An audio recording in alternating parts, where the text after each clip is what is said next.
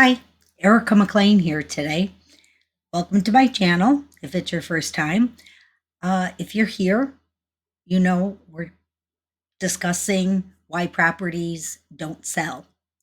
Hopefully, these insights will help you save time, money, and stress the next time around if you happen to be one of those sellers that had a property on the market and were not successful with getting it sold.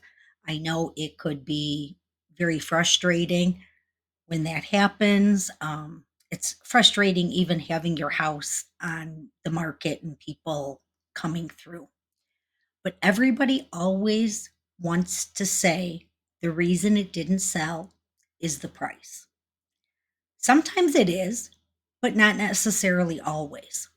There's a lot of other factors that go into selling a property.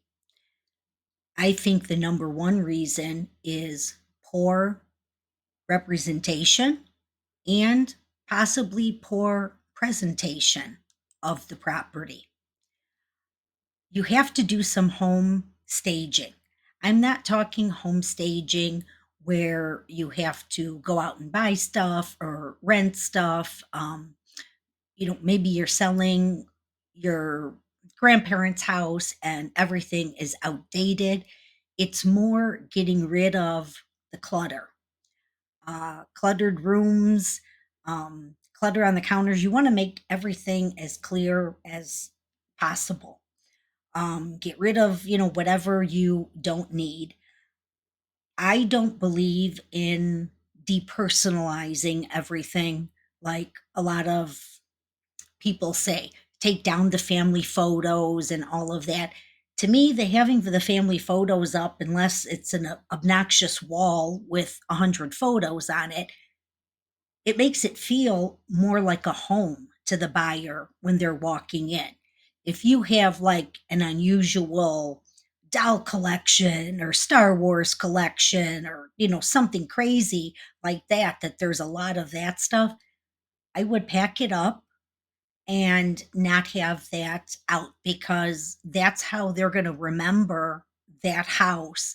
And where you don't realize it as a homeowner, it actually is taking away from the space when you have these big collections of stuff. Uh, Decluttering and cleaning and making small updates if necessary. Just really kind of even like, deep cleaning.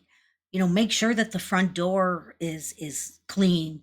The light switch covers. A lot of times, that's not something people clean on a regular basis.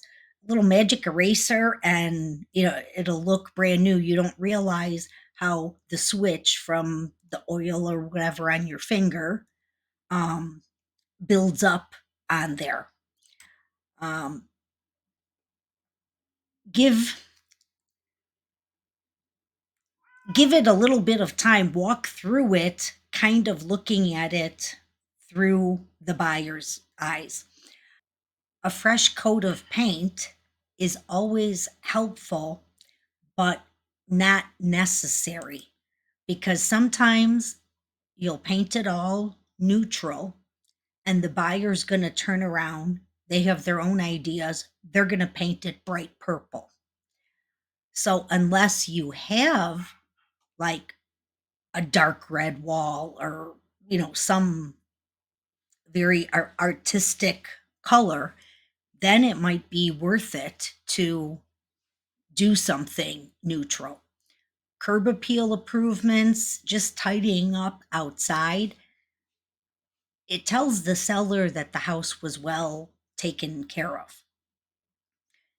The second thing, getting back to your representation, are low quality photos or lack of photos.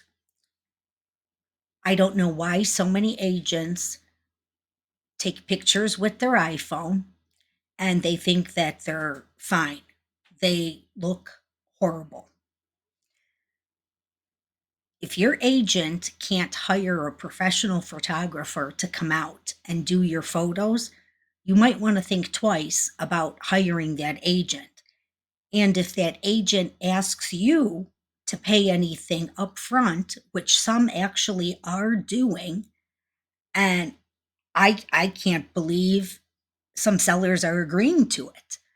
Um, I wouldn't have the nerve to ask a seller. The marketing is my job, and paying for the photos. I'm taking a risk that if the property doesn't sell, I don't get paid anything and I'm out that money.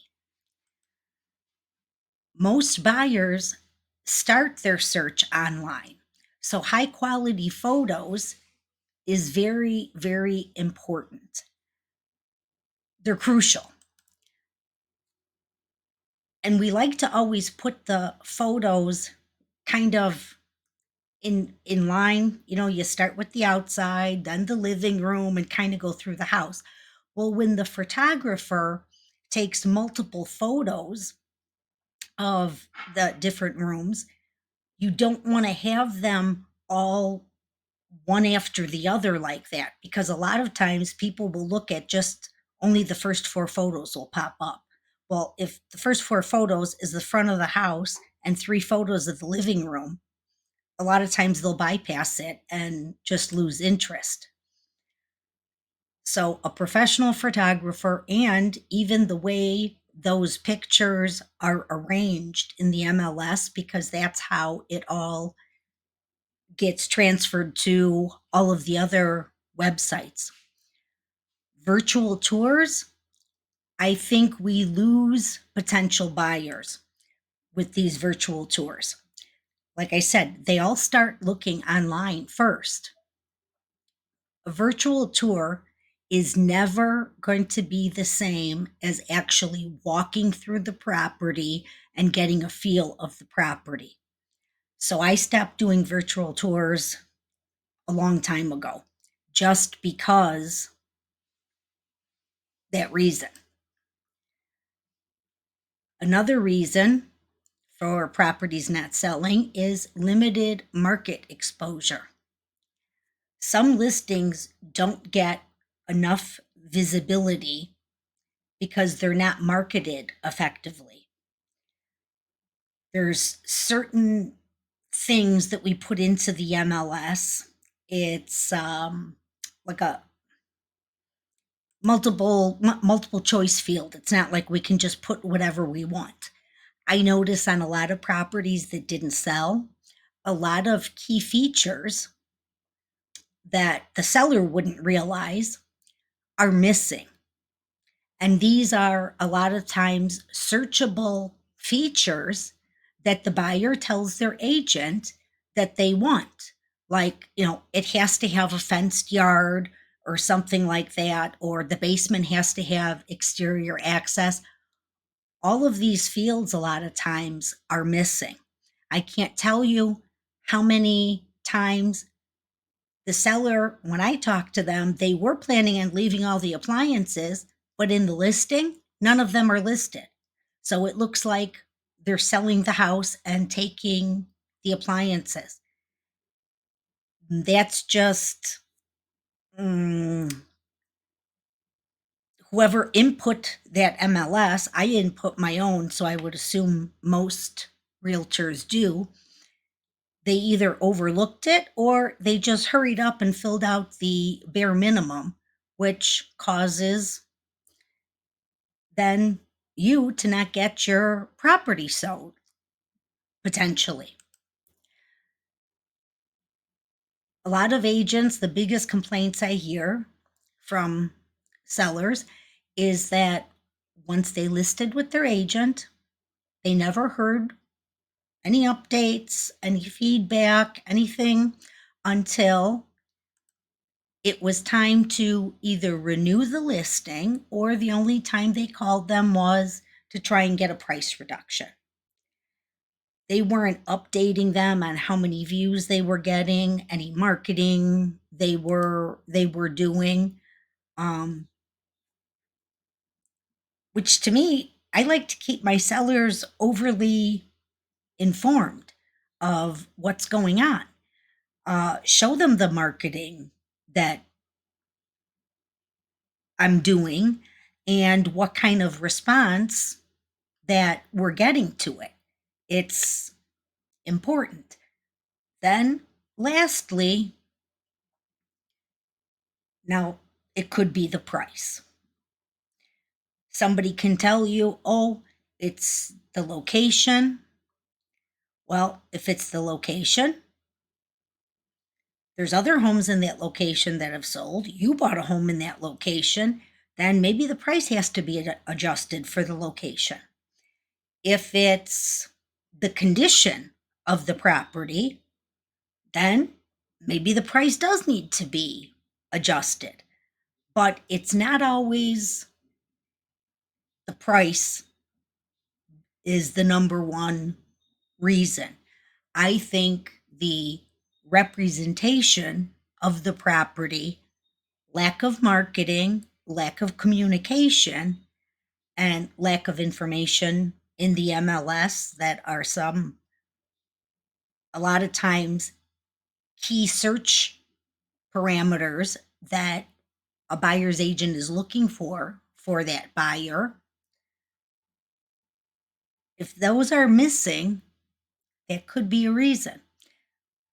One other last thing is flexibility with showings.